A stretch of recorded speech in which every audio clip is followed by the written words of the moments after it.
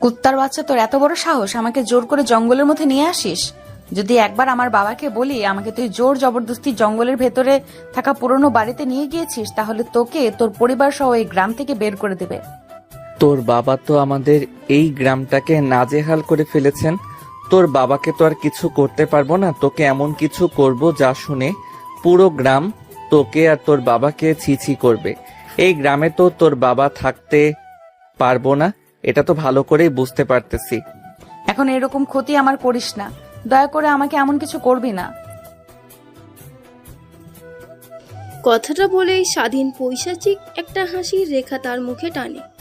তারপর ধীরে ধীরে নেহার দিকে এগিয়ে যেতে লাগে। স্বাধীন তার দিকে যতই এগিয়ে আসছে ঠিক ততই নেহা পিছোতে লাগে। হঠাৎ দেয়ালের সঙ্গে পিঠ ঠেকে যায়। শেষমেশ কোনো কিছু বুঝতে না পেরে নেহা চিৎকার করতে লাগে। এইটা দেখে দেখ, তুই স্বাধীনের যা মুখে ভাবছিস বাঁকা হাসির তা রেখা করার টেনে একদমই বলে, চেষ্টা করবি না, তাহলে তোকে এখানেই জ্যান্ত পুঁতে রাখবো। হাহা, তোর আর তোর বাবার তেজ কখনো কমবে না। আমার হাতে আটকা রয়েছিস, উল্টো আমাকে আবার ভয় দেখাচ্ছিস। ওয়েট, দেখাচ্ছি তোকে। প্লিজ না, আমার বাবা সবার উপর জুলুম করে।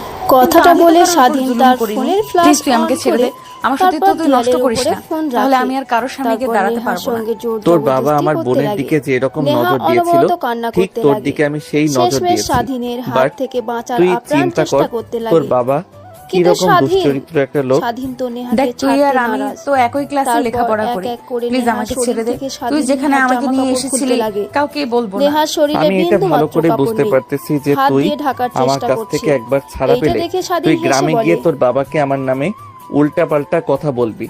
আর কি বললি তুই? হ্যাঁ, তুই কারোর উপর জুলুম করিস না, তাই না?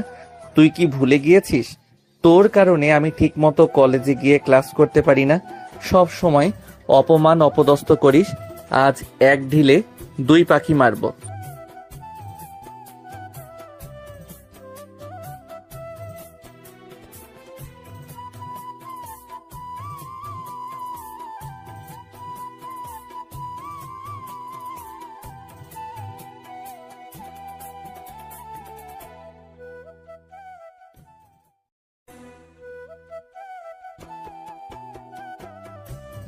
এত রাতে এখানে কেউ আসবে না।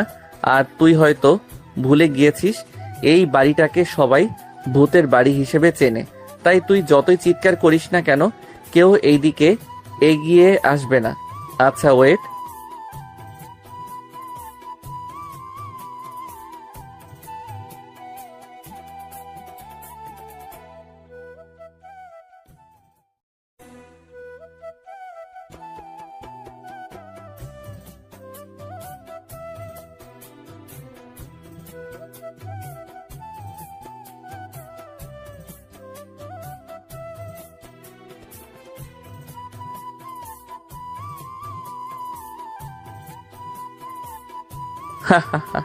তোর বাবার এত তেজ এত দেমাগ সব কোথায় গেল? এখন পালা দেখি আমার কাছ থেকে। তোকে তো আজকে। প্লিজ আমাকে ছেড়ে দে, বিশ্বাস কর, আমার মাথা ছুঁয়ে বলছি, আমাকে ছেড়ে দে। আমি কারোর কাছে গিয়ে তোর নামে নালিশ করব না, প্লিজ। আমি তো বোনের বয়সের, তোর থেকে সিনিয়র। তাহলে কুত্তার বাচ্চা, তোর বাবা কিভাবে আমার বোনের দিকে নজর দেয়? যার বয়স তার মেয়ের মতো তোর বাবা কি এখনো ভালো হবে না? শুনেছি তো যুবক বয়সে গ্রামে তার জন্য থাকা দুষ্কর হয়েছে। তোর বাবার এখন বুড়ো হয়ে গেছে, এক পা কবরে। তাও এখনো তোর বাবার চরিত্র ঠিক হলো না তোর বাবা। তাই তোকে রেপ উচিত শিক্ষা দেব। কথাটা বলেই স্বাধীন তার শরীর থেকে শার্ট খুলতে লাগে। তারপর নেহাকে জোর জবরদস্তি করতে লাগে। অনবরত নেহাকে কিস করছে স্বাধীন, কিন্তু নেহার কোনো রেসপন্স নেই। হঠাৎ স্বাধীনের ঠোঁটে কামড় বসিয়ে দেয় নেহা। এইটা দেখে স্বাধীন রেগে গিয়ে নেহাকে ঠাস ঠাস করে দুটো থাপ্পড় লাগিয়ে দেয়। তারপর নেহার রসঙ্গে হারিয়ে যায় এক অবৈধ সম্পর্কে। প্রায় 1 ঘন্টার পর নিঝুম পরিত্যক্ত একটা বাড়িতে মাঝে মাঝে ঝিঝি পোকার ডাক শোনা যাচ্ছে। এমতো অবস্থায় ঘরের ভিতরে সুংসাং নীরবতা, শুধুমাত্র 2টা দেহের শ্বাস প্রশ্বাস শোনা যাচ্ছে। নেহা স্বাধীনের কাছ থেকে ছাড়া পেয়েই তার পোশাক পরিধান করে ঘরের এক কোনায় গিয়ে গুটিসুটি মেরে কান্না করতে লাগে। ঠিক তখনই বাইরে থেকে মানুষ নেহার শব্দ শুনতে পায়। স্বাধীন এইটা দেখে অনেকটা ভয় পেয়ে যায়। তড়িঘড়ি করে পোশাক পরিধান করে নেয়। ফোনটা হাতে নিয়ে ফ্ল্যাশ লাইট অফ করে রুম থেকে বের হতে যাবে, ঠিক তখনই স্বাধীনের বুকে কেউ একজন সজোরে বাঁশ দিয়ে আঘাত করে। স্বাধীন মাটিতে লুটিয়ে পড়ে। সামনের দিকে তাকিয়ে দেখে অনেক লোক, হাতে টর্চ লাইট, প্রত্যেকের হাতে বাঁশ। স্বাধীনকে আর নেহাকে একই ঘরে দেখতে পেয়ে আর নেহাকে কান্না করতে দেখে তারা বুঝে যায় কি হয়েছে। এইটা দেখে স্বাধীনের কাছে এসে একটা লোক বলতে লাগে, ছি বাবা, তোমাকে তো অনেক ভালো ভেবেছিলাম, শেষমেশ তুমি কিনা এরকম একটা কাজ করতে পারলে। পুরো গ্রামে তোমার সুনাম রয়েছে, কেউ তোমাকে এখন দুর্নাম করেনি, আর শেষমেশ তুমি কিনা এমন একটা কাজ করলে।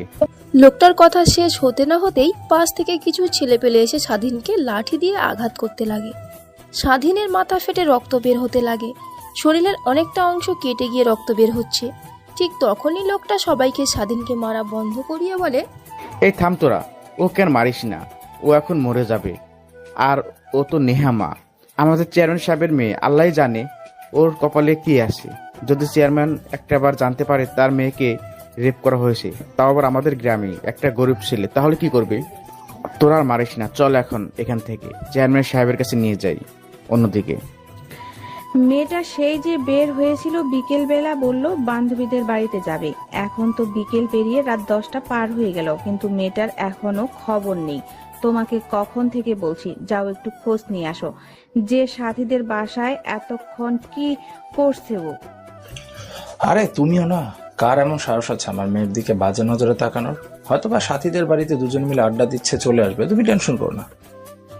টেনশন কি আর সাধে করি? তোমার যে চরিত্র আল্লাহই জানে কোন দিন সেই কুফল আমার মেয়ের উপর খাটে। তুমি কি বললে? আমার চরিত্র খারাপ? কেউ যদি এই কথা বলে আমি কি তাকে রাখবো? তাকে তো আমি এই পৃথিবী থেকে চিরতরে বিদায় করে দিব, তার পরিবার সহ। অন্যদিকে স্বাধীন কখনো ভাবতে পারেনি এরকম হবে। ভেবেছিল নেহাকে রেপ করবে, ভিডিও দেখিয়ে তাকে ব্ল্যাকমেল করবে, কিন্তু তার হলো কই, সবকিছুই তো উল্টো হয়ে গেল। তারপর স্বাধীনের অবস্থা মারতে মারতে বেগতি করে ফেলেছে ছেলেগুলো। তারপর স্বাধীনকে ধরাধরি করে চেয়ারম্যান সাহেবের বাড়ির সামনে এসে দাঁড়ানো হয়। তারপর জোরে জোরে ডাকতে লাগে, চেয়ারম্যান সাহেব, ও চেয়ারম্যান সাহেব, পাশে আছেন নাকি? বাইরে বের হন, দেখেন কি হয়েছে আপনার মেয়ের। অনেকগুলো লোকের সমাগম আর কথা শুনে চেয়ারম্যান আর তার বউ বাড়ির বাইরে বের হয়।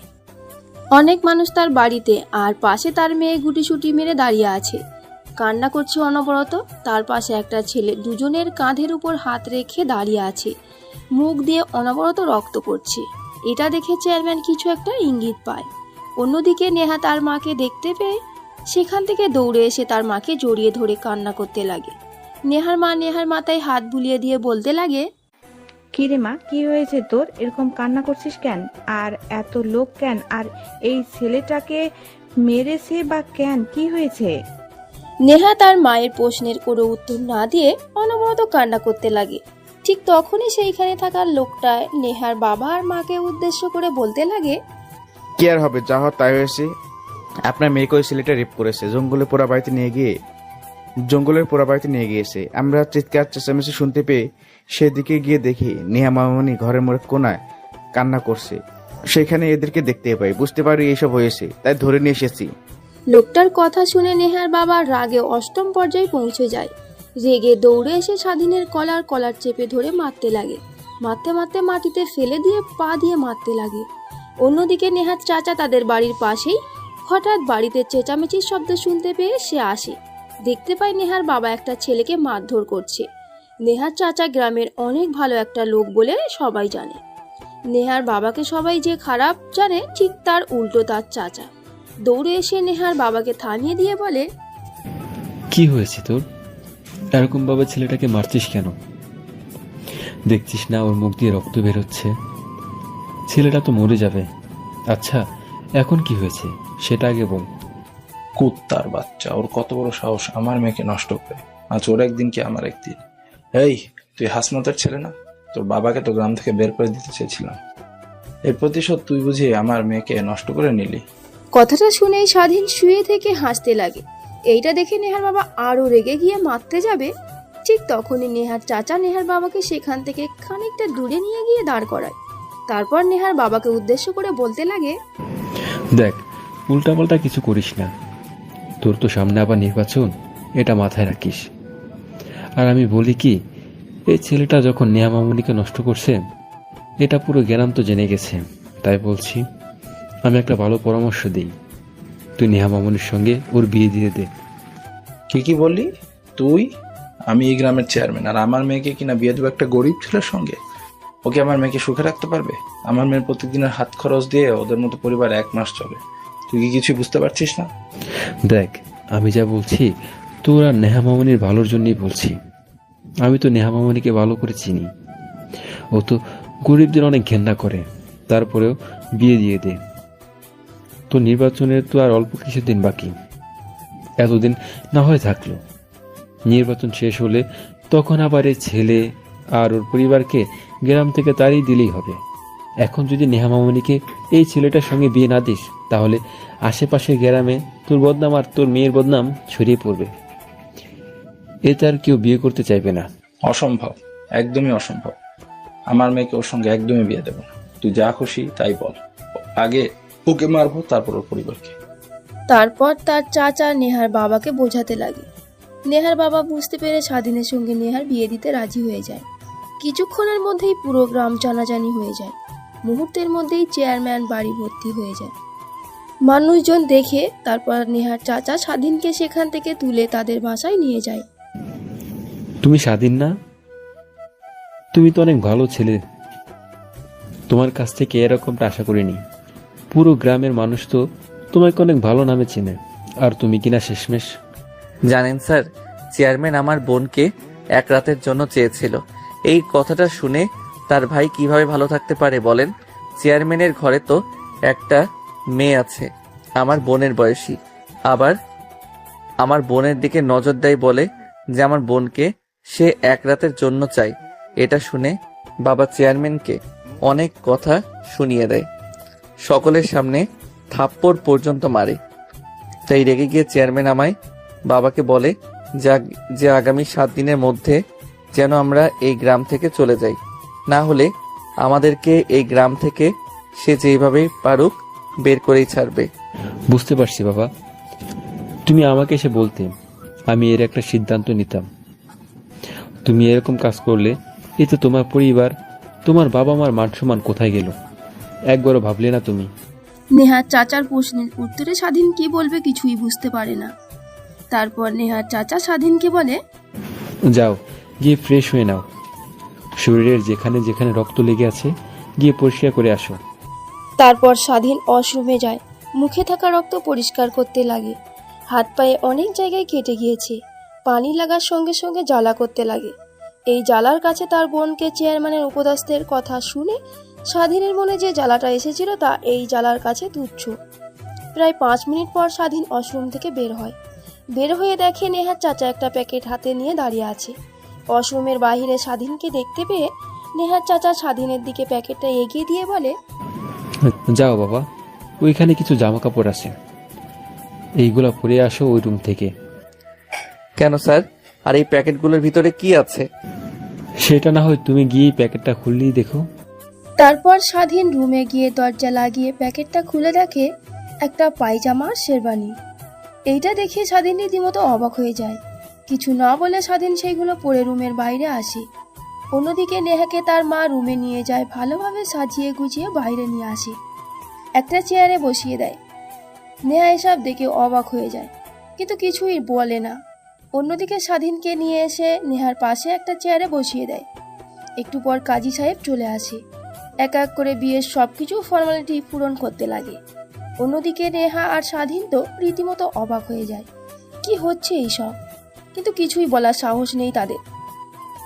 এতগুলো মানুষের সামনে নেহাকে যখন কবুল বলতে বলা হয় তখন নেহা বলতেই চায় না। একটু পর কিছু একটা চিন্তা করে কবুল বলে দেয়। যখন স্বাধীনের পালা আসে স্বাধীন বলে না। নেহার চাচা এসে কানের কাছে কিছু একটা বললেই স্বাধীন তারপর কবুল বলে দেয়। তারপর মোনাজাত ধরে গ্রামবাসী সবাই সেখান থেকে চলে যায়। নেহা সেইখানে আর এক মুহূর্ত না দাঁড়িয়ে থেকে তার বাড়ির দিকে দৌড় দিয়ে রুমের ভেতরে ঢুকে দরজা লাগিয়ে দেয়। অন্যদিকে স্বাধীনকে যতই দেখছিল নেহার বাবা ততই রেগে স্বাধীনকে মারার ইচ্ছে করছে তার। ঠিক তখনই সেখানে আবির্ভাব ঘটে স্বাধীনের বাবা মার। স্বাধীনের বাবা দৌড়ে স্বাধীনের কাছে এসে ঠাস ঠাস করে গালে 2টা থাপ্পড় বসিয়ে দেয়। তারপর বড় গলায় চিৎকার করতে করতে বলতে লাগে, তোকে বড় করেছি, লালন পালন করেছি আজকের এই দিনটা দেখার জন্য। পুরো গ্রামে আমার চুলকানি মাখিয়ে দিলে। তুমি একবার চিন্তা করলে না যে এই কাজ করলে আমার আর পরিবারের কি অবস্থা হবে? ঠিক তখনই নেহার চাচা এসে স্বাধীনের বাবাকে থামিয়ে দেয়। স্বাধীনের বাবাকে নিয়ে খানিকটা দূরে গিয়ে বলে, দেখেন, আমি ওইখানে স্বাধীনের বিন্দুমাত্র দোষ দিচ্ছি না। সব দোষ নেহার বাবার, আমার ভাইয়ের। একটা ভাই তার বোনের বিরুদ্ধে কেউ যদি বাজে প্রস্তাব দেয় তাহলে রাগ ওঠাটা স্বাভাবিক। স্বাধীনের জায়গায় আমি হলেও ঠিক একই কাজটা করতাম। এমনিতেই বয়স অল্প, রক্ত গরম, তারপর আবার এরকম কথা বলছে, তাই রেগে গিয়ে এসব করে ফেলছে। ভুল বুঝে। ভুল? কিসের ভুল? ওর কি ভুল করার বয়স আছে? তারপর নেহার চাচা স্বাধীনের বাবাকে ভালো করে বোঝাতে লাগে। স্বাধীনের বাবাও বুঝতে পেরে যায় তার ছেলে রেগে গিয়ে এইসব কাণ্ড ঘটিয়ে ফেলেছে। তারপর নেহার বাবার কাছে এসে স্বাধীনের বাবা নেহার বাবাকে উদ্দেশ্য করে বলে, দেখেন, যাওয়া তো হয়ে গিয়েছে, আমার ছেলে ভুল করেছে।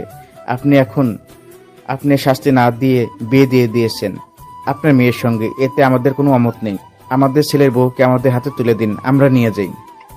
কি? অসম্ভব। আমার মেয়ে গিয়ে তোদের বাসাতে থাকবে?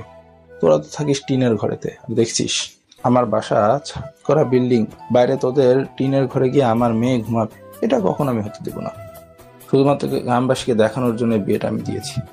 তোরা এই বিয়েটা কি আবার সিরিয়াসলি নিস না? নির্বাচন শেষ হয়ে গেলে তোর ছেলেকে তো শেষ করবোই, সঙ্গে তোদেরকেও। তারপর আমার মেয়েকে আমি ভালো ছেলে দেখে বিয়ে দিয়ে দিব। নেহার বাবার কথা শুনে স্বাধীনের বাবা আর মা রীতিমতো অবাক হয়ে যায়। একটা বাবা কিভাবে এতটা জঘন্য হতে পারে? তারপর সেইখানে আর স্বাধীনের বাবা আর মা না থেকে স্বাধীনকে নিয়ে চলে আসে তাদের বাসায়। বাসায় আসতেই স্বাধীনের বোন এসে স্বাধীনের সামনে দাঁড়িয়ে ঠাস ঠাস করে থাপ্পড় লাগিয়ে দিয়ে বলে, বাবা মা, আমি তোকে এ শিক্ষা দিয়েছি? নেহা তোর বোনের বয়সী, একসঙ্গে লেখাপড়া করি আমি আর নেহা, আমার বান্ধবী বললেও চলে। কিভাবে তুই এই জঘন্য কাজটা করতে পারলি নেহার সঙ্গে? তাহলে ওই কুত্তার বাচ্চা চেয়ারম্যান কি করে পারলো তোকে প্রস্তাব দিতে? তুই তো ওর মেয়ের বয়সী নাকি? তারপরেও তোকে বাজে প্রস্তাব দেয়, তাই আমি ওর মেয়ের সর্বনাশী করেছি। আর এইখানে সব ভিডিও করা আছে, আমি ভিডিওগুলো ইন্টারনেটে পাবলিশ করে দেব। এরপর পুরো পৃথিবী দেখবে। হয়তোবা গ্রামবাসীর মুখ আটকে দেওয়ার জন্য আমাদের বিয়ে দিয়ে দিয়েছে, কিন্তু বিশ্বের মানুষের মুখ কি দিয়ে আটকাবে তখন চেয়ারম্যান? কথাটা বলেই স্বাধীন হা হা করে হাসতে লাগে। স্বাধীনের বোন রেগে গিয়ে স্বাধীনের হাত থেকে ফোনটা কেড়ে নিয়ে মাটিতে ছুঁড়ে মারে। নিমিষেই ফোনটা দুটুকরো হয়ে যায়।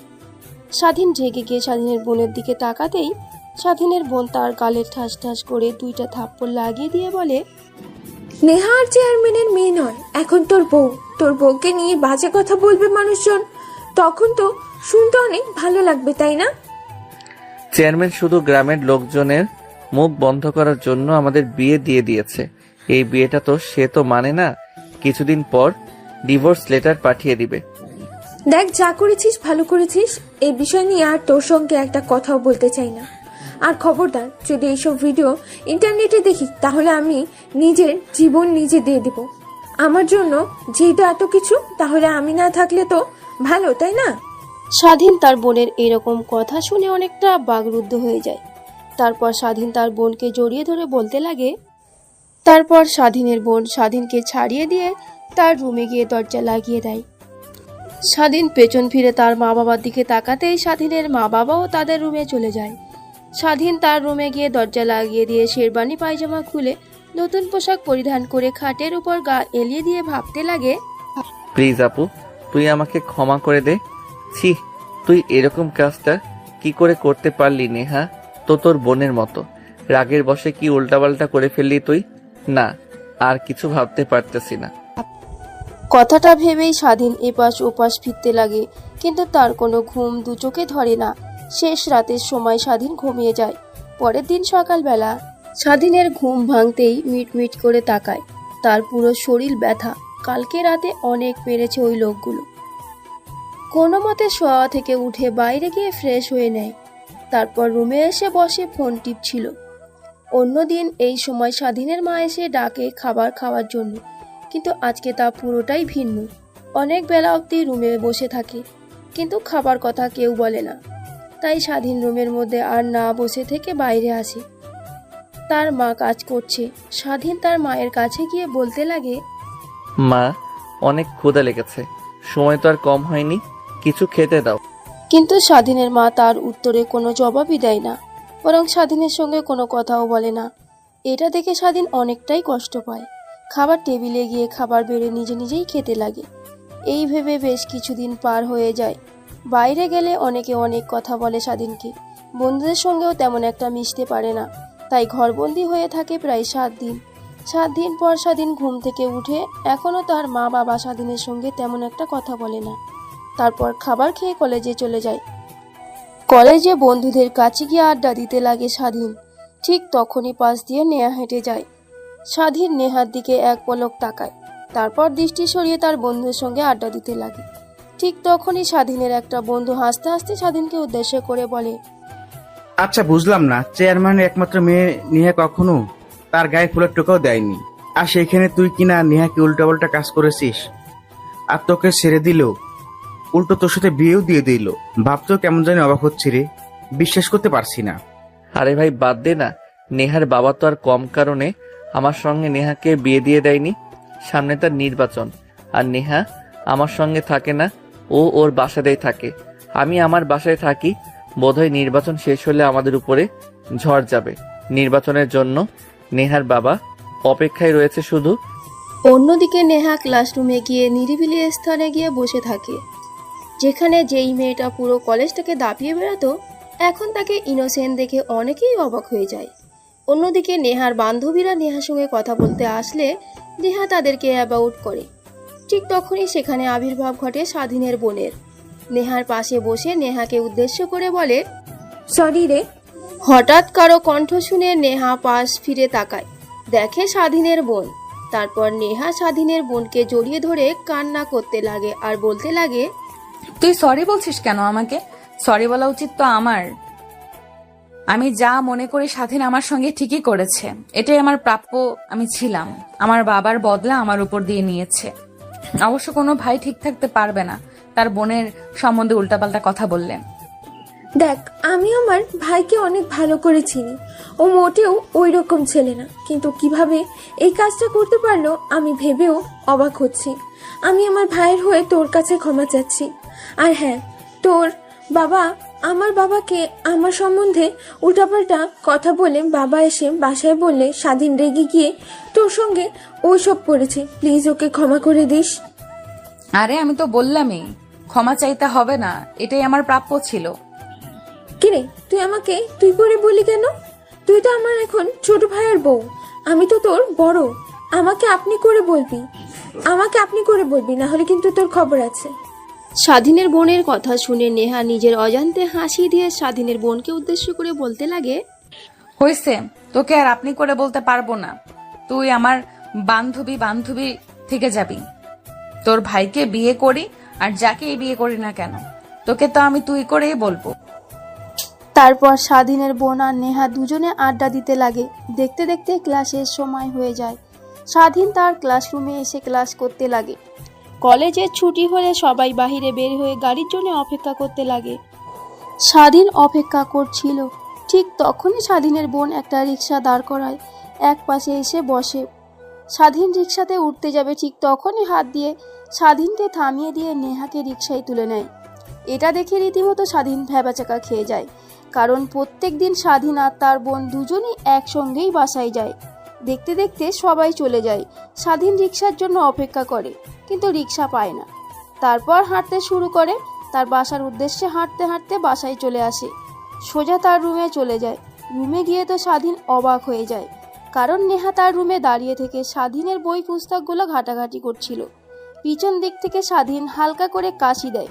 ঠিক তখনই নেহা পিছন ফিরে স্বাধীনকে দেখতে পেয়ে তার রুম থেকে বের হতে যাবে। ঠিক তখনই স্বাধীন পিছন দিক থেকে নেহার হাত ধরে তার সামনে নিয়ে এসে দাঁড় করায়। তারপর নেহাকে উদ্দেশ্য করে বলে, দেখেন আপু, আই এম সরি, আমি আপনার সঙ্গে আসলে সজ্ঞানে ওই কাজটি করতে চাইনি। যখন আমার বোনের উল্টাপাল্টা কথা শুনলাম আপনার বাবা বলেছে, তখন আর নিজের রাগকে কন্ট্রোল করতে পারিনি। যদি পারেন তো প্লিজ আমাকে ক্ষমা করে দিয়েন। স্বাধীনের কথা শেষ হতেই দুটো থাপ্পড় লাগিয়ে দেয় নেহা। তুই আমার বাবার প্রতিশোধ আমার উপরে নিবি? জানিস পুরো গ্রামবাসী আমাকে আর তোকে কত বাজে নজরে দেখে। আমি তো বাসার বাহিরে বের হতে পারিনি 7 দিন হলো। আজকেই প্রথম কলেজে গিয়েছিলাম, তারপরেও অনেকে অনেক বাজে কথা বলেছে আমাকে, কিন্তু কিছুই বলতে পারিনি। এখন বিয়ে করেছিস, এখন অন্তত ভালো হয়ে যাস। কথাটা বলে নেহা রুম থেকে চলে যায়। অন্যদিকে নেহার বলা শেষ কথাগুলো তার কানে বাজতে লাগে। বিয়ে করেছে মানে? আর ভালো হয়ে যেতে বলল যে উনি, তো এই বিয়ে মানে না, ওনার বাবাও মানেনি। আবার আমাদের বাড়িতে নিশ্চয়ই আপু নিয়ে এসেছে। আচ্ছা ওয়েট, আমি আপুর কাছ থেকে শুনে আসি। না না না, এখন আর যাওয়া যাবে না। নেহা বাড়ি থেকে গেলে তারপর আপুর কাছে গিয়ে জিজ্ঞেস করব। তারপর স্বাধীন তার গায়ে থাকা পোশাক পরিবর্তন করে একটা লুঙ্গি আর একটি শার্ট পরিধান করে নেয়। বাহিরে এসে দেখে তার মা, নেহা আর স্বাধীনের বোন তিনজনে বসে কি যেন কথোপকথন করছে। স্বাধীনের অনেক ক্ষুধা পায়, তাই তার মাকে উদ্দেশ্য করে বলে, মা অনেক ক্ষুধা লেগেছে আমার, প্লিজ কিছু খেতে দাও। সেই সকালে খেয়েছি, পেটের ভিতরে ইঁদুর দৌড়াচ্ছে। আমি পারবো না, তুই নিয়ে খা। আমি আমার বৌমার সঙ্গে কথা বলছি, এখন আর তোকে খাবার দিতে পারবো না আমি। স্বাধীন তো রীতিমতো অবাক হয়ে যায়। তার মায়ের বলা কথাগুলো শুনে বৌমার সঙ্গে আড্ডা দিচ্ছি, যেইখানে স্বয়ং চেয়ারম্যান সাহেব তার মেয়ের বিয়ে মানে না, এই বিয়েটা না মানে তাহলে এইসব কি? এইসব চিন্তা করতে করতে স্বাধীন খাবার শেষ করে নেয়। তারপর স্বাধীন তার রুমে গিয়ে ফোন টিপতে লাগে। ঠিক তখনই তার বন্ধু ফোন করে। স্বাধীন, তুই কোথায় আছিস? জলদি মাঠে চলে আয়। পাশের গ্রাম থেকে ছেলেরা ফুটবল খেলতে চলে এসেছে আমাদের গ্রামের সঙ্গে। তোকে ছাড়া আমরা তো ফুটবল খেলা অচল, তাই আয় জলদি, তাড়াতাড়ি আয়। ওকে, আসতেছি। স্বাধীন ফোনটা কেটে দিয়ে মাঠের উদ্দেশ্যে রওনা হয় ফুটবল খেলার জন্য। মাঠে গিয়ে ফুটবল খেলতে লাগে। খেলতে খেলতে অনেকটা সময় পার হয়ে যায়। হঠাৎ স্বাধীনের কাছে এসে তার বন্ধু বলতে লাগে, স্বাধীন, ওই দেখ ভাবি এসেছে, দাঁড়িয়ে থেকে তোর খেলা দেখছে। মানে কি বলছিস তুই? ভাবি? কিসের ভাবি? কার ভাবি? চেয়ারম্যানের মেয়ে নেহা। ওই দেখ, নেহা দাঁড়িয়ে আছে, তোর বোনের সঙ্গে তোর দিকে দেখ তাকিয়ে আছে। তারপর স্বাধীন রাস্তার দিকে তাকায়, দেখতে পায় নেহা আর তার বোন সেইখানে দাঁড়িয়ে আছে। সেই দিকে এক পলক তাকিয়ে পুনরায় খেলাতে মনোযোগ দেয়। খেলা শেষ হলে রাস্তার দিকে তাকিয়ে দেখে নেহা আর তার বোন নেই, হয়তোবা চলে গেছে। স্বাধীন পিছন ফিরে তার বাসার দিকে আসতে যাবে, ঠিক তখনই তার বন্ধু বলতে লাগে, ও, তোকে তো বলতেই ভুলে গেছি, খেলাটা কিন্তু বাজিতে খেলেছিলাম, ছাগল বাজি ছিল। যেহেতু আমরা জিতে গেছি, তাই রাতে চলে আসিস, পিকনিক হবে, অনেক মজা হবে। শালা আগে বলিসনি কেন? তাহলে আমি ফুটবল ম্যাচ খেলতামই না। তোদেরকে না কতবার করে বলেছি এই বাজি টাজি খেলবি না, আর আমাকে তো নিবি না তার মধ্যে। আরে আমি তো ভালো করে জানি তুই খেলবি না, তার কারণেই তোকে সত্যি কথা বলিনি। সরি, মাফ করে দে, এবারের মতো সরি। তারপর স্বাধীন সেইখানে আর না থেকে সোজা তার বাসায় চলে যায়।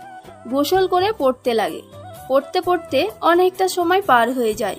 তারপর রুমের বাইরে এসে খাবার খাবার জন্য দেখতে পায় তার মা, বাবা, বোন সবাই মেঝেতে পাটি পেতে বসে খাবার খাচ্ছে, কিন্তু তাকে কেউ ডাক দিল না। স্বাধীনের অনেকটা খারাপ লাগে। সেই দিকে তাকিয়ে তাদের সামনে দিয়ে চলে যায় বাসার বাহিরে, কিন্তু কেউ কিছুই বলে না। স্বাধীন তার বন্ধুদের সঙ্গে নিয়ে আনন্দ করতে লাগে বক্সে গান ছেড়ে দিয়ে। ঠিক তখনই তারপর তার ফোনে ভাইব্রেশন হতে লাগে। দেখে একটা রং নাম্বার। ফোনটা রিসিভ করে না, একে একে অনেকবার ফোন করে। স্বাধীন শেষমেশ ফোন রিসিভ করে খানিকটা দূরে গিয়ে, হ্যালো, কে আপনি? দেখছেন না এতবার করে ফোন কেটে দিচ্ছি, তারপরে বারবার ফোন দিয়ে বিরক্ত করছেন। জামাইকে ফোন দিব, এতে আবার পারমিশন লাগবে নাকি? আজব তো, কে আপনি? আমি কি আপনাকে চিনি না? তার উপর বলছেন জামাই। রাখেন ফোন, পাগল কোথাকার। আপনার তো পাবনায় থাকা উচিত, ভুলবশত আপনার বাবা মা বাড়িতে রেখেছে। কিন্তু তুই আমাকে পাগল বললি, আর আমার পাবনায় থাকার কথা, তাই না? আমি কে জানিস? আমি তোর বউ নেহা। মানে আপনি আপু, আপনি আমার নাম্বার পেলেন কোথা থেকে? যেখান থেকে পাই, তোকে সেটা জানতে হবে না। এখন আমার অনেক আম খেতে ইচ্ছে করছে, কোথা থেকে আম আনবি আমার জন্য আমি জানি না। মানে? এখনই আম নিয়ে আমার বাসায় আসবি, আমার অনেক আম খেতে ইচ্ছে করছে। মানে আপু কি বলছে এগুলো? মানুষজন দেখলে কি বলবে? আর তোমাদের বাড়ির নিচেই তো আম গাছ রয়েছে, তাই না? বাড়ি থেকে বের হও, বাহিরে গিয়ে গাছ থেকে আম পেড়ে খাও। আমার আবার আম নিয়ে যেতে হবে কেন তোমাদের বাড়িতে? নেহা কথা ঘুরিয়ে পুনরায় স্বাধীনকে বলতে লাগে, এখন আর আম খেতে ইচ্ছে করছে না। এখন বাজার থেকে আমার জন্য আইসক্রিম নিয়ে আসবি। অনেক আইসক্রিম খেতে ইচ্ছে করছে। যদি না নিয়ে আসিস তাহলে আগামীকালকে তোর আমার আসল চেহারা দেখাবো। আমার আসল চেহারা কি সেটা তো তুই ভালো করেই জানিস। আপু দেখো, আমার কাছে এখন তো টাকা নাই, আমি তোমার জন্য কিভাবে আইসক্রিম কিনে নিয়ে আসবো? আচ্ছা ওয়েট, তোর বিকাশে কিছু টাকা পাঠিয়ে দিচ্ছি, তুই আমার জন্য একটা আইসক্রিম কিনে নিয়ে আসবি। কথাটা শেষ করে নেহা ফোন রেখে দেয়। তারপরে স্বাধীনের বিকাশ নাম্বারে কিছু টাকা পাঠিয়ে দেয়। স্বাধীন তো রীতিমতো অবাক হয়ে যায়। এত রাতে তাকে নেহা তাদের বাসায় যেতে বলছে, আবার আইসক্রিম নিয়ে যেতে বলল। টাকা নেই, অমনি অমনি বিকাশে নগদ 1000 টাকা পাঠিয়ে দিল। তারপর স্বাধীন তার বন্ধুদের কাছ থেকে বিদায় জানিয়ে বাজারে চলে যায়। দোকান থেকে 3টা আইসক্রিম কিনে নেহার বাসার উদ্দেশ্যে যায়। নেহাদের বাড়ির সামনে এসে দেখে তাদের মেন গেটে 2টা দারোয়ান বসে আছে। কিভাবে বাসার ভেতরে ঢুকবে স্বাধীন বুঝতে পারে না, তাই পুনরায় নেহাকে ফোন করে। ফোন করতেই ফোনটা রিসিভ করে ওপাশ থেকে নেহা বলতে লাগে, কিরে তোর এত সময় লাগে নাকি? অন্য কোনো মেয়েকে রাস্তায় একা দেখে তাকে নিয়ে আবার জঙ্গলে ভেতরে গিয়েছিস? না আপু, আমি আপনার বাসার সামনে দাঁড়িয়ে আছি, এখন কি করে ভেতরে প্রবেশ করব? কিভাবে প্রবেশ করবে জানিস না? দরজা দিয়ে আয়, মেন দরজা দিয়ে। আমি তোর জন্য অপেক্ষা করছি। দরজার বাহিরে 2জন দারোয়ান দাঁড়িয়ে আছে, আর আমি পারবো না আপনার বাসার ভিতরে যেতে। আপনি বাহিরে এসে আমার কাছ থেকে আইসক্রিম নিয়ে যান।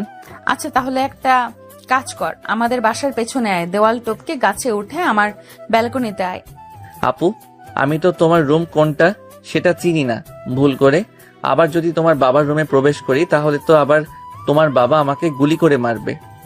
তুই আগে দেওয়ালের উপর দিয়ে ভেতরে প্রবেশ কর, পেছনের দিকে ডান সাইডের রুমটাই আমার। তারপর স্বাধীন নেহাদের বাড়ির পিছন সাইডে যায়, দেয়ালের উপর দিয়ে ভিতরে প্রবেশ করে।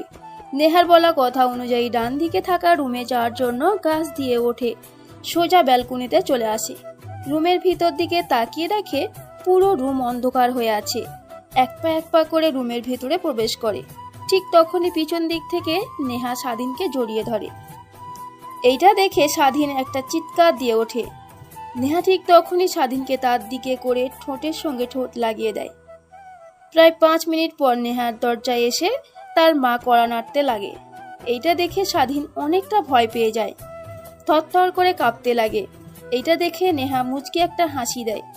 ঠিক তখনই দরজার ওপাশ থেকে নেহার মা বলতে লাগে, কিরে মা, কি হয়েছে তোর? দরজা খোলা, অমন ভাবে চিৎকার দিলি কেন? না মা, কিছুই হয়নি, যাও তো তুমি এখন। না না, আমার একদমই ভালো লাগছে না। তুই তোর রুমের দরজা খোল, আমি দেখি। এখন কি তুমি মেয়ে আর মেয়ের জামাই রোম্যান্স করা দেখবে নাকি? কি? ঠিক তখনই স্বাধীনকে ছেড়ে দিয়ে নেহা তার রুমের লাইটটা অন করে। দেখে স্বাধীন এক কোনায় গিয়ে গুটিসুটি মেরে দাঁড়িয়ে আছে। এইটা দেখে নেহা হা হা করে হাসতে লাগে। হাসতে হাসতে এক পর্যায়ে নেহা স্বাধীনকে বলে, আমার ভাবতেও অবাক লাগছে, আমি কিনা এই ছেলের হাতে নষ্ট হয়েছি, যে ছেলে সামান্য একটু ভয় পেয়ে গুটিসুটি মেরে কোনায় গিয়ে দাঁড়িয়ে থরথর করে কাঁপছে। কথাটা বলে নেহা হাসতে লাগে। স্বাধীন অপলক দৃষ্টিতে নেহার হাসি মাখা মুখ দেখছে।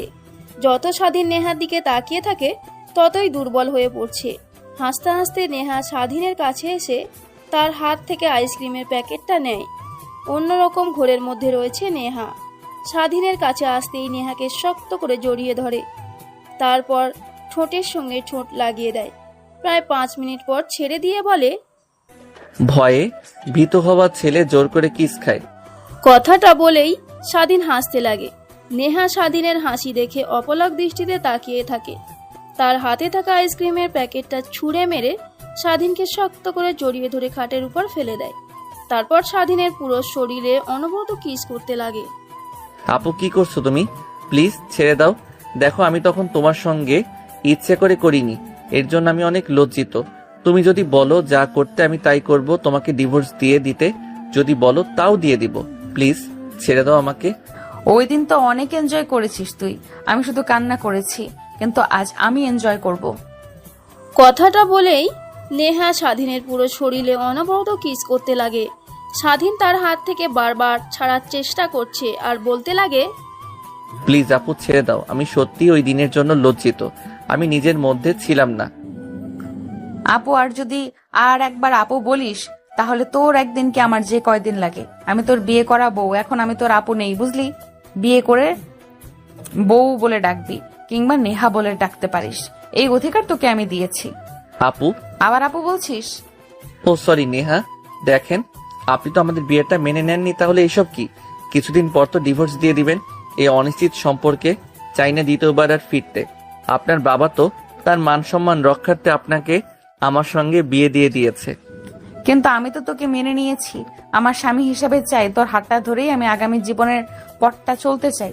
কিন্তু আপনার বাবা বলল যে নির্বাচন শেষ হয়ে গেলে ডিভোর্স দিয়ে যেতে। তখন আমি তোকে মেনে নিয়েছি, আমার বাবা যা ইচ্ছা তাই বলুক, সেটাতে কোনো কান দিবি না। এখন আর কথা বলবি না, আমাকে তুই স্ত্রীর অধিকার দিবি আর আমি তোকে স্বামীর অধিকার দিলাম। চুপচাপ এখন আমাকে কিস খেতে দে। কথাটা বলেই নেহা স্বাধীনের শরীর থেকে এক এক করে কাপড় খুলতে লাগে। স্বাধীন নেহাকে বাধা দিলেও আর পারে না। নিমিষেই হারিয়ে যায় দুজন ভালোবাসার এক গভীরে। প্রায় 2 ঘন্টা পর দুজনে ঘন ঘন নিঃশ্বাস যেন পুরো রুমটাকে গম্ভীর করে ফেলেছে। ঠিক তখনই ফোন বাজতে লাগে স্বাধীনের। স্বাধীন ফোন রিসিভ করতে যাবে, এর আগেই নেহা স্বাধীনের হাত থেকে ফোনটা ঝাপটা দিয়ে কেড়ে নিয়ে বলে, রাত 1টা বাজে আর এত রাতে তোকে ফোন দেয় কোন বেটি? আমার জামাইয়ের দিকে নজর দেয় দেখি একবার, তার ভয়েসটা শুনি। কথাটা বলেই নেহা ফোন রিসিভ করে কানের কাছে ধরতেই ওপাশ থেকে স্বাধীনের বোন বলতে লাগে, এত রাত হয়ে গেছে এখনো বাসায় ফিরিসনি নাকি? ওই দিনের মতো আবার অন্য কোনো মেয়ের জীবনে সর্বনাশ করেছিস তুই? আরে ওই দিন যেই মেয়ের জীবন সর্বনাশ করেছে ওই মেয়েকে আবার সর্বনাশ করছে। মানে কে তুমি? আর স্বাধীনের ফোন তোমার কাছে? আমি তোর জুনিয়র ভাইয়ের সিনিয়র বউ, আর তোর ভাই আমার কাছে আছে, টেনশন করিস না। সকালে বাসায় চলে যাবে, এখন একটু তোর ভাইয়ের সঙ্গে আনন্দ করি। রাখ ফোন, অসময়ে ফোন করে আমাদের মুডটাই নষ্ট করে দিলি। কথাটা বলেই নেহা ফোন কেটে দিয়ে পাশে রেখে দেয়। আবার স্বাধীনের সঙ্গে হারিয়ে যায় ভালোবাসার এক অচল গভীরে। অন্যদিকে স্বাধীনের বোন আনমনে ভাবতে লাগে, কি মেয়ে রে বাবা, কালকে আগে কলেজে যাই, তারপর ওর ব্যবস্থা করব। কথাটা বলেই স্বাধীনের বোন আনমনেই হাসতে লাগে। অন্যদিকে পুরো রাত স্বাধীন আর নেহা এনজয় করতে করতে সকালের দিকে দুজনেই ঘুমিয়ে যায়। সকালে ঘুম ভেঙে যায়। সবার আগে নেহার ঘুম ভাঙতেই স্বাধীনকে তার বুকের উপর দেখতে পায়। দেখে ছোট বাচ্চাদের মতো গুটিসুটি মেরে শুয়ে আছে। আর আনমনে নেহা ভাবতে লাগে, কে বলবে এই ছেলেটা কিছুদিন আগে আমার সঙ্গে ওইসব বাজে কাজ করেছে? কি সুন্দর দেখতে, বাচ্চাদের মতো করে শুয়ে আছে। কথাটা বলেই নেহা স্বাধীনের মাথায় হাত বুলিয়ে দিতে লাগে। স্বাধীনের যখন ঘুম ভেঙে যায়, নেহার বুকের উপর আবিষ্কার করে নিজেকে। স্বাধীন তারপর তড়িঘড়ি করে নেহার কাছ থেকে দূরে সরে গিয়ে খাট থেকে নেমে যায়। দেখতে পায় তার শরীরে বিন্দুমাত্র কাপড় নেই। পাশে তাকিয়ে দেখে কাপড় চোপড়, তারপর সেইগুলো পরে নেয়। নেহা স্বাধীনের কর্মকাণ্ড দেখে হাসতে লাগে। তারপর স্বাধীন সোজা ওয়াশরুমে চলে যায়, বাহিরে বের হয়ে যায়। তারপর নেহাও চলে যায় গোসল করতে। বাহিরে বের হয়ে দেখে স্বাধীন তার খাটের উপর বসে ফোন চাপছে। নেহা ড্রেসিং টেবিলের সামনে গিয়ে চুলগুলো হেয়ার ড্রয়িং করতে লাগে। স্বাধীন নেহার দিকে তাকাতেই তার চোখ আটকে যায়। অপলক দৃষ্টিতে নেহার দিকে তাকিয়ে থাকে। অন্যদিকে নেহা আয়নার দিক করে তাকিয়ে আছে। পিছন ফিরে দেখে স্বাধীনকে উদ্দেশ্য করে বলে, কি দেখছো এরকম ভাবে তাকিয়ে? রাতে তো যা দেখার সবই দেখে ফেলেছো। এতটুকু তো একটা ছেলে, আমার স্বামী, ভাবতেও কেমন জানি অবাক লাগছে। এখন রাখেন সেই সব কথা, বাসায় যাব কি করে এই চিন্তা করেন। বাসার সবাই অনেক চিন্তাতে আছেন নিশ্চয়ই। আরে না, তখন তোর বোন ফোন করেছিল, আমি সবকিছু বলে দিয়েছি। তোর মা বাবাকে নিশ্চয়ই বলে দিয়েছে সাথী। কি আপুকে সব বলেছেন? আপু যদি মা বাবাকে বলে দেয় তাহলে আমার তো খবর আছে। আমি নিজেই চলি বাবা মার টাকা দিয়ে, সেই ছেলে কিনা বিয়ে করে বউয়ের সঙ্গে রাত কাটাই, এইটা জানলে তো অনেক রেগে যাবে। আমার মা বাবা তো আপনাকে মেনেই নেয়নি। কে বললো মানেনি? শাশুড়ি মা তো মেনে নিয়েছে, এখন শুধু তোর বাবাকে পটানোর পালা। কিছুদিন পর দেখবে তোর বাবাও পটে গেছে, তারপর সুখে শান্তিতে দুজনে সংসার করব। কিন্তু আমি তো আপনাকে আমার স্ত্রী হিসেবে মানি নাই। যেভাবেই হোক বিয়েটা আমার অমতই হয়েছে, যা হবার ভুল বোঝাবুঝিতে হয়েছে। তারপর আপনি কেন আমার সঙ্গে রাতে এসব করলেন? আর কিছুদিন গেলেই তো আমি আপনাকে ডিভোর্স দিয়ে দিব। এসবের কোনো মানে নেই। আর হ্যাঁ, একটা পিল খেয়ে নেন। চাই না এই অনিশ্চিত সম্পর্কের মধ্যে তৃতীয় ব্যক্তির আবির্ভাব ঘটুক। স্বাধীনের কথা শুনে নেহার চোখ দিয়ে অজান্তেই পানি বের হতে লাগে। অন্যদিকে স্বাধীন কথাটা বলে রুমের মধ্যে আর না দাঁড়িয়ে থেকে সোজা ব্যালকনিতে গিয়ে গাছ দিয়ে নিচে নেমে দেয়ালের উপর দিয়ে বাহিরে গিয়ে সোজা বাসার উদ্দেশ্যে রওনা হয়। অন্যদিকে নেহা ড্রেসিং টেবিলের সামনে চুলে হাত দিয়ে আনমনেই ভাবছিল, কি বললো স্বাধীন আমাকে মেনে নেবে না? এই নষ্ট দেহকে ভোগ করবে, ও নষ্ট করেছে, ওকেই ভোগ করতে হবে। ও বোধহয় ভুলে গেছে আমি চেয়ারম্যানের মেয়ে। আমার বাবার কাছে যা চেয়েছি তাই পেয়েছি। এইটা লাস্ট বার আমি আমার বাবার কাছে তোকে চাইবো, দেখি না দিয়ে কোথায় যায়। আর তোকে তো আমি আমার মায়ে ফেলেই ছাড়বো। কথাটা আনমনেই ভাবছিল নেহা। ঠিক তখনই তার দরজার কড়া নাড়ার শব্দ আসে। নেহা গিয়ে দরজা খুলে দেখে তার মা দাঁড়িয়ে আছে।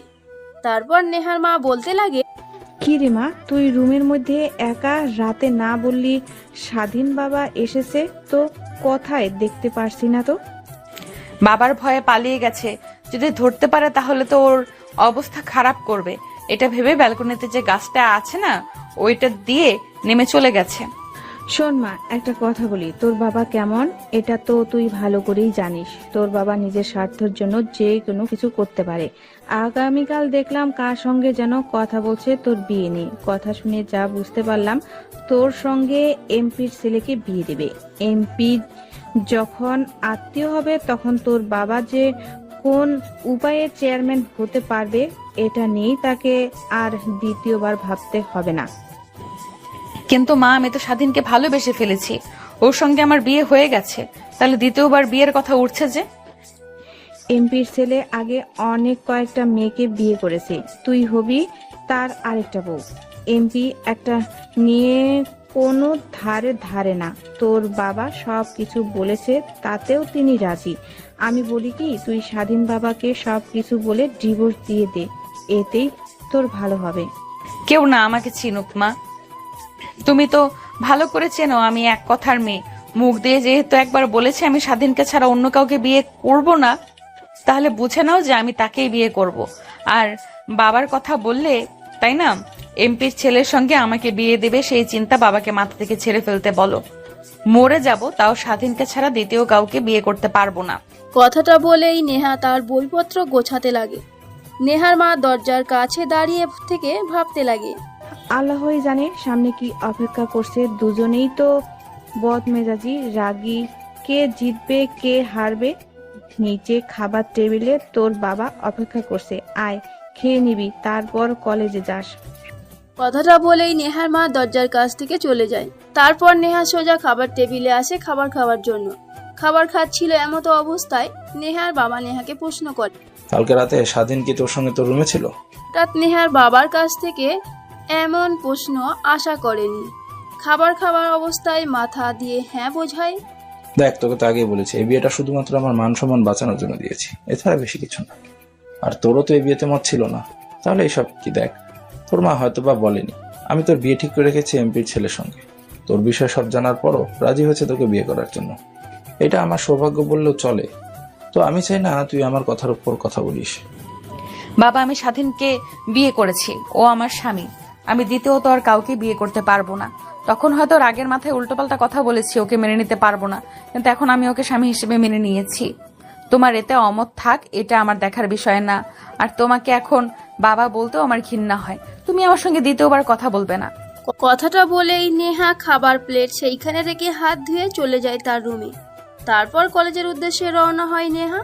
অন্যদিকে স্বাধীন বাসার মেন দরজায় উকি ঝুঁকি মেরে ভিতরে প্রবেশ করতে যাবে, ঠিক তখনই পেছন থেকে স্বাধীনের গলা চেপে ধরে তার বোন।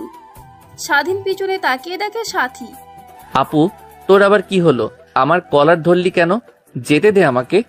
আগে এটা বল যে তুই কালকে রাতে কোথায় ছিলি? দেখ, তুই অনেক ছোট্ট একটা ছেলে, তোর থেকে অনেক সিনিয়র নেহা।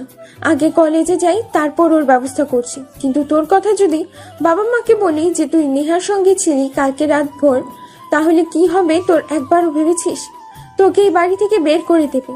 আমি বলি কি, তুই একদমই নেহার কাছাকাছি যাবি না। কিছুদিন গেলে ওকে ডিভোর্স দিয়ে দিস, আর তোকে এই গ্রামেও থাকতে হবে না, তোকে শহরে পাঠিয়ে দিব। স্বাধীন অনবরত তার বোনের কথাগুলো শুনতে লাগে। কিছু কথা ভালো লাগলেও আবার অনেক কথা খারাপ লাগে। তারপর সোজা তার রুমে চলে যায়, জামা কাপড় নিয়ে গোসল করতে চলে যায়। গোসল করে রুমে এসে খাবার দাবার না খেয়ে কলেজের উদ্দেশ্যে বেরিয়ে পড়ে স্বাধীন। কলেজ গেট দিয়ে ভিতরে প্রবেশ করতে যাবে, ঠিক তখনই পাশ থেকে নেহা স্বাধীনকে ডাক দিয়ে বলে, চলো আজকে আর ক্লাস করতে হবে না, অনেক ক্ষুধা পেয়েছে। বাবার সঙ্গে রাগারাগি করেছি তাই কিছু খাইনি, চলো রেস্টুরেন্টে যাই। তোকে দেখেও তো মনে হচ্ছে না কিছু খেয়েছিস। না আপু সরি, নেহা আমার ইম্পর্টেন্ট ক্লাস আছে, আমি যেতে পারবো না, আপনি যান। আর হ্যাঁ, আপু বলেছে আপনার কাছ থেকে দূরে দূরে থাকার জন্য, তো আমি চাই না আপনার সঙ্গে থাকতে। যদি আপু দেখতে পারে তাহলে বাবা মাকে বলে দেবে যে আমি আপনার সঙ্গে আগামীকাল রাতে রয়েছিলাম। তখন বাবা মা আমাকে খারাপ ভাববে আর অনেক মারবে। হায় রে কপাল, এইটুকু ছেলের হাতে নষ্ট হয়েছি। যে ছেলে নিজের স্ত্রীর সঙ্গে রাতে থাকবে, সেটা আবার যদি মা বাবা জানতে পারে তাহলে তাকে মারবে। এই কথা ভেবে কিনা আমার কাছ থেকে দূরে দূরে থাকবে। আর কে বলেছে বললি সাথী? ওকে একবার দেখি, তারপর ওর একদিন কে আমার একদিন। আমার জামাইয়ের কাছ থেকে আমাকে দূরে রাখতে চাই? দেখেন আপু, একদমই আজে বাজে কথা বলবেন না। আমার আপু অনেক ভালো, আর সে যা বলেছে ভালোই বলেছে। কথাটা বলেই স্বাধীন নেহার সামনে থেকে তার ক্লাসরুমের উদ্দেশ্যে চলে যায়।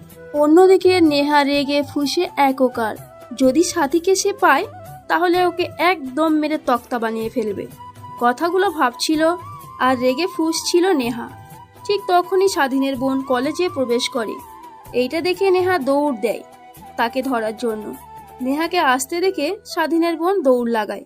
দৌড়াতে দৌড়াতে বটগাছের নিচে গিয়ে দাঁড়ায় স্বাধীনের বোন। তারপর নেহা গিয়ে সাথীর চুল টেনে ধরে বলতে লাগে, সাত চুন্নি, তুই তোর ভাইকে কি বলেছিস আমার কাছ থেকে দূরে দূরে থাকার জন্য? আমি ওর স্ত্রী, আমার কাছ থেকে দূরে দূরে থাকতে যাবে কেন? দেখ, আমি তোর বড়, আমার চুল ধরছিস, তোর শরম করছে না? ছাড়। দেখ কলেজে সবাই তাকিয়ে তাকিয়ে দেখছে, তখন আবার উল্টাপুল্টা কিছু ভাববে। যা ভাবার তাই ভাবুক। আগে বল, তুই স্বাধীনকে আমার কাছ থেকে দূরে দূরে থাকতে বলেছিস কেন? দেখ, আমি চাই না আমার ভাইয়ের ক্যারিয়ারটা নষ্ট হোক। তুই ওকে বিয়ে করেছিস, স্বামী হিসেবে মেনে নিয়েছিস, ঠিক আছে, কিন্তু ওর বয়সটা একবার দেখ, অনেক ছোট। এই বয়সে ওর লেখাপড়া আর ক্যারিয়ারের দিকে ফোকাস দেওয়া উচিত। তো আমি চাই না তোর উপরে স্বামীর অধিকার খাটাক আর তোকে নিয়ে সারাক্ষণ চিন্তা করুক। ও সুন্দর একটা ভবিষ্যৎ পড়ে আছে, তাই বলেছি তোর কাছ থেকে দূরে দূরে থাকার জন্য। আচ্ছা ঠিক আছে, কিন্তু সত্যি করে একটা কথা বলবো তোকে, তোর ভাইকে আমার অনেক আগে থেকেই পছন্দ। প্রথম যখন তোর সঙ্গে দেখি কলেজ গেট দিয়ে কলেজের ভেতরে প্রবেশ করছে, তখন থেকেই, তবে কখনো বলতে পারিনি তোর ভাইকে কতটা ভালোবাসি। যদি তুই উল্টাপাল্টা কিছু ভাবিস, সেই কারণেই তো তোর ভাইকে এত কেয়ার করতাম। যখন মেয়েদের সঙ্গে কথা বলতো তখন ওকে শাস্তি দিতাম, মাঝে মাঝে তোর কাছ থেকে ফোন নিতাম তোর ভাইয়ের নাম্বারটা নেওয়ার জন্য, কিন্তু তোর ফোনে সেভ করাই ছিল না। অনেক চেষ্টা করার পরও নিতে পারি নাই। তার মানে তুই আমার ভাইকে অনেক আগে থেকেই পছন্দ করিস, কিন্তু কখনো বলিসনি? এই তো, আচ্ছা ঠিক আছে, যদি আমার ভাই তোকে ভালোবাসে তাহলে তোদের সম্পর্কের মধ্যে আমি দেওয়াল হয়ে দাঁড়াবো না। উল্টো যেভাবেই হোক আমি আমার বাবা মাকে রাজি করিয়ে তোকে আমার বাড়িতে আমার ভাইয়ের বউ করেই নিয়ে আসবো। ঠিক আছে, তাহলে তোর ভাইকে ভয় দেখানো যাবে না আমার কাছে আসা কিংবা না আসা নিয়ে, ঠিক আছে?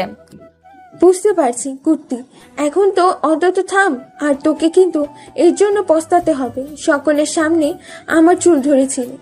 একবার আগে আমার বাসায় বউ করে নিয়ে যাই আমার ভাইয়ের, তারপর তোকে দিয়ে আমার জামা কাপড় থেকে শুরু করে সবকিছু দেওয়াবো, মনে রাখিস কথাটা।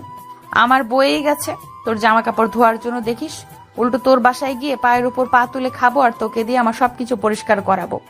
তারপর স্বাধীনের বোন আর নেহা দুজনই মিলে দুষ্টামি ফাজলামি করতে লাগে।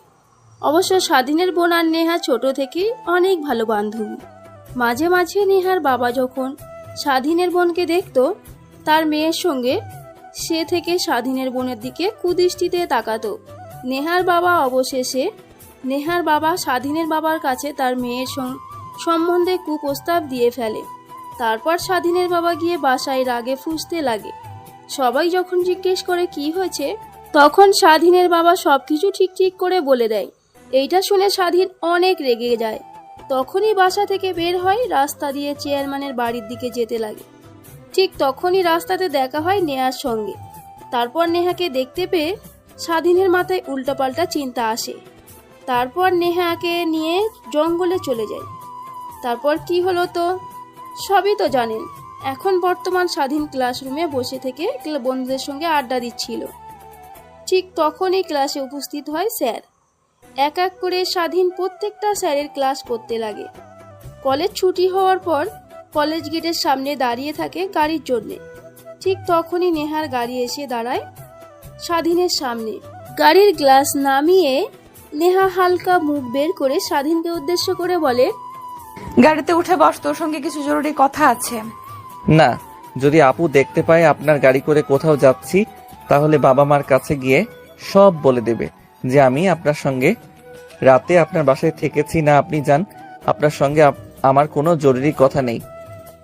দেখ, ভালোই বলছি, গাড়িতে উঠে বস, না হলে তোর কিন্তু খবর আছে। স্বাধীন নেহার ধমক খেয়ে চুপসে যায়। তারপর গাড়ির দরজা খুলে ভেতরে প্রবেশ করে। নেহা গাড়ি চালিয়ে একটা নিরিবিলি স্থানে গিয়ে গাড়িটা দাঁড় করায়। গাড়ি দাঁড় করাতে স্বাধীন নেহার দিকে প্রশ্নসূচক দৃষ্টিতে তাকায়। এটা দেখে নেহা স্বাধীনকে একটা চোখের ইশারা দিয়ে চুপ থাকতে বলে। তারপর গাড়ির গ্লাস উঠিয়ে গাড়ি স্টার্ট বন্ধ করে স্বাধীনের দিকে এগিয়ে যেতে লাগে। নেহা স্বাধীনকে তার দিকে এগিয়ে আসতে দেখে আমতা করে বলতে লাগে, আপু, ও সরি নেহা, প্লিজ আমার দিকে এইভাবে এগিয়ে আসবেন না। আপনার মতো আমার একদমই ঠিক লাগছে না। প্লিজ ছেড়ে দেন, আমাকে যেতে দেন, বাসার সামনে নামিয়ে দেন। তোকে তো যেতে দেওয়ার জন্য আর জোর করে গাড়ির ভেতর প্রবেশ করায়নি। আজ গাড়ির ভেতর এনজয় করব, শুনেছি নাকি অনেক মজা হয়। কথাটা বলেই নেহা দুষ্টমির একটা হাসি দেয়। অন্যদিকে স্বাধীন ভয়ে গা ঘামতে থাকে। গাড়ির ভেতরে এসি চলছে, তারপরেও গা ঘামছে। ঠিক তখনই দরজা খোলার চেষ্টা করে, কিন্তু দরজা লক করে দিয়েছে নেহা। স্বাধীনকে দরজা খোলার চেষ্টা করতে দেখে নেহা হাসতে লাগে আর বলতে লাগে, অযথা চেষ্টা করে কোনো লাভ নেই, দরজা খুলবো না। এর থেকে আমি যা করি তুই তাই কর। প্লিজ আপু, আমাকে যেতে দাও, তোমার পায়ে পড়ছি। তোকে যেতে দেবো, কিন্তু একটা শর্তে। যদি শর্তে রাজি হস তাহলে তোকে কিছুই করব না। তোর বাসার সামনে তোকে নামিয়ে দিয়ে আমি চলে যাব। আচ্ছা আপু, ও সরি নেহা, আপনি যা বলবেন সেই শর্তে রাজি আছি আমি। প্রথমত, তোর বোন যা বলেছে সে কথা অনুযায়ী চলা যাবে না। আমি যা বলবো সেই কথা অনুযায়ী চলবে, না হলে তোর নামে আমি আবার আরেকটা দুর্নাম বের করব। তখন দেখবি তোর বাবা মা তোকে এমনিতেই আর বাড়িতে রাখবে না। আর দ্বিতীয়ত হলো, তোর ফোন নাম্বারটা দে, আমি যখন ফোন করব যা করতে বলবো তাই করবি। না আপু, আমি তোমার এই শর্তে রাজি হতে পারছি না। আপুর কথা না মানলে আপু তো মা বাবার কাছে গিয়ে বলবে, তখন তো তারা আবার আমাকে অনেক মারবে। আরে না, সাথীকে আমি ম্যানেজ করেছি, ও কিছুই বলবে না তোকে, শুধু একটু ভয় দেখাবে। তুই নেহার কথায় যেন কোনো কর্ণপাত না দিস। ঠিক আছে আপু, এখন তো অন্তত আমাকে ছেড়ে দাও। ঠিক আছে, চল তাহলে, তোকে নামিয়ে দিয়ে আমি বাসায় ফিরবো। কথাটা বলেই নেহা স্বাধীনকে ছোট্ট করে একটা কিস করে। তারপর গাড়ির স্টার্ট দিয়ে পুনরায় যেতে লাগে। স্বাধীনের বাসার সামনে এসে গাড়ি দাঁড় করাতেই স্বাধীন গাড়ি থেকে নেমে যায় আর যেন একটা স্বস্তির নিঃশ্বাস ফেলে। অন্যদিকে নেহা তার বাসায় চলে যায়। স্বাধীন বাড়ির ভেতর প্রবেশ করতেই দেখে তার মা বোন রাগী দৃষ্টিতে তার দিকে তাকিয়ে আছে। এইটা দেখে স্বাধীন রীতিমতো ভয় পেয়ে যায়, ভয়ে ঢোক গিলতে লাগে। তারপর গুটি পায়ে যেই তার রুমের দিকে যাবে, ঠিক তখনই সাথী কঠোর গলায় বলতে লাগে, কই ছিলে এতক্ষণ? মানে কি বলছো এসব আপু? বলছি কই ছিলে এতক্ষণ তুই? কলেজ তো ছুটি হচ্ছে প্রায় 1 ঘন্টা হবে। শুনলাম তুই নাকি নেহার সঙ্গে তার গাড়িতে করে কই যেন গেছিস। তোকে না বলেছি নেহার আশেপাশে আর ঘেসবি না, তারপরেও আমার কথা অমান্য করে তুই নেহার সঙ্গে একই গাড়িতে ঘোরাফেরা করছিস। সরি আপু, আসলে আমাকে অনেক ভয় দেখিয়ে জোর করে গাড়িতে উঠাই। তুই কি ছোট বাচ্চা নাকি যে তোকে কেউ ভয় দেখাইছে আর তুই ভয়ে ভয়ে গাড়িতে উঠে চলেছিস? যা এখন তোর রুমে যা। আর হ্যাঁ, মা বাবা কেউ নেই, তারা গিয়েছে নানার বাড়িতে, ফিরতে একটু দেরি হবে, আজকে নাও ফিরতে পারে, তার কারণেই বেঁচে গেলি। স্বাধীন তার বোনের কাছ থেকে ছাড়া পেয়ে সোজা তার রুমে চলে আসে। রুমে এসে দরজা লাগিয়ে দিয়ে স্বস্তির একটা নিঃশ্বাস ফেলে। তারপর পোশাক পরিবর্তন করে খাটে গা এলিয়ে দিতে ঘুমিয়ে পড়ে। ঘুম ভেঙে যায় বিকালের দিকে ফোনের শব্দে। ফোনের স্ক্রিনের দিকে তাকিয়ে দেখে রং নাম্বার, তাই ফোনটা রিসিভ না করে কেটে দেয়। পুনরায় ঘুমানোর চেষ্টা করে, তারপরেও কল আসে, অনবরত কল আসতেই থাকে। স্বাধীন এইটা দেখে রেগে গিয়ে ফোন রিসিভ করে কানের কাছে ধরে বলতে লাগে, দেখছেন না ফোন রিসিভ করছি না, তো নিশ্চয়ই কোনো সমস্যায় আছি। আর কে আপনি? আপনি আমাকে ফোন করেছেন যে? কুত্তা, আমি তোর বউ, তোকে যখন ইচ্ছা তখন ফোন করব, তোর কাছ থেকে কৈফিয়ত নিতে যাব কেন? কিসের বউ? দেখ, রাগ উঠাস না মাথাতে, আমি নেহা। কার বউ? ও আপনি? হ্যাঁ বলুন, সে কারণে ফোন করেছেন? প্রেম করার জন্য ফোন করেছি। মানে কি বলছেন এসব? প্রেম করার জন্য আবার কেউ ফোন করে নাকি? মোবাইলে তো এখন প্রেম করে দেখিস না, সবাই কানের কাছে ধরে ঘন্টার পর ঘন্টা কথা বলে, তো আমি এটাই করতে চাচ্ছি। অবশ্য প্রেম না, স্বামীর সঙ্গে কথা বলবো, ওদের থেকে একটু অ্যাডভান্স লেভেলের। দেখেন আপু, সরি নেহা, আমি আপনাকে স্ত্রী হিসেবে মানি না, তো আপনি একদমই আমাকে স্বামী বলে ডাকবেন না। আর হ্যাঁ, আপনাকে কিছুদিন পর আমি ডিভোর্স দিয়ে দেব, নেক্সট টাইম থেকে কল করবেন না। আর আরেকটা কথা, আমাকে নিয়ে জোরাজুরি করবেন না। আপনি যা ইচ্ছা তাই করেন, আপনার কথা মতো আমি চলতে বাধ্য না। ইচ্ছা তাই করেন। আমার নামে উল্টাপাল্টা কথা বলবেন তো সকলের সামনে যান, গিয়ে বলেন। পিচ্চি ছেলেটার আবার এত রাগ কিসের? কি হয়েছে? কেউ কিছু বলেছে তোমাকে? না, কেউ কিছুই বলেনি, আমি একটু শান্তিতে থাকতে চাই, কিন্তু আপনি তো আমার শান্তি নষ্ট করে ফেলছেন। প্লিজ আমাকে একটু একা থাকতে দেন, আর সময় মতো ডিভোর্স লেটার পেয়ে যাবেন। হ্যাঁ, তোর আপু ঠিকই বলেছে, তুই পিচ্চি না হলে নিজের স্ত্রীকে কেউ এভাবে কথা বলে? আমি তোকে বিরক্ত করি তাই না? আচ্ছা ঠিক আছে, তাহলে তোকে আর বিরক্ত করব না। তুই তোর মতো চললে, তুমি তোমার মতো চলবে আর আমি আমার মতো, যেন আমাদের মধ্যে আর কোনো সম্পর্কই ছিল না। আর কয়েকটি কথা, বাবা আরেকটা জায়গায় আমার বিয়ে ঠিক করেছে, আমি অন্য কাউকে বিয়ে করতে পারবো না তোকে ছাড়া, তাই পৃথিবী ছেড়ে চিরতরে বিদায় নিয়েছি। ভালো থাকবি। কথাটা বলে নেহা ফোনটা কেটে দেয়। তারপর অনবরত কান্না করতে লাগে। কান্না করতে করতে দুইটা চিঠি লেখে, একটা স্বাধীনের নাম উল্লেখ করে আর একটা তার বাবার নাম উল্লেখ করে। তারপর তার টেবিলের ভিতর থাকা একটা ছুরি বের করে হাতে চালিয়ে দেয়। নিমিষেই রক্ত দিয়ে পুরো ফ্লোর ভিজে যায়। অন্যদিকে নেহার মা মেয়ে কলেজ থেকে আসার পর রুমে ঢুকেছে, সেই যে আর বের হওয়ার নাম গন্ধই নেই। নেহাকে তার রুমে ডাকার জন্য যায় তার মা, দেখে রুম লাগানো, অনবরত দরজা নক করতেই থাকে, তারপরও দরজা খোলে না। শেষমেশ কোনো উপায় না পেয়ে নেহার বাবার কাছে চলে যায়। কান্না করতে করতে বলে, দেখোস না একটু হেনার কি হয়েছে? সে যে কলেজ থেকে সে রুমে ঢুকেছে আর দরজা খুলছে না, এত করে দরজায় কড়া নাড়ছি, কিন্তু এই পাশ থেকে কোনো সারা শব্দ পাচ্ছি না। আমার তো কিছুই ভালো লাগছে না।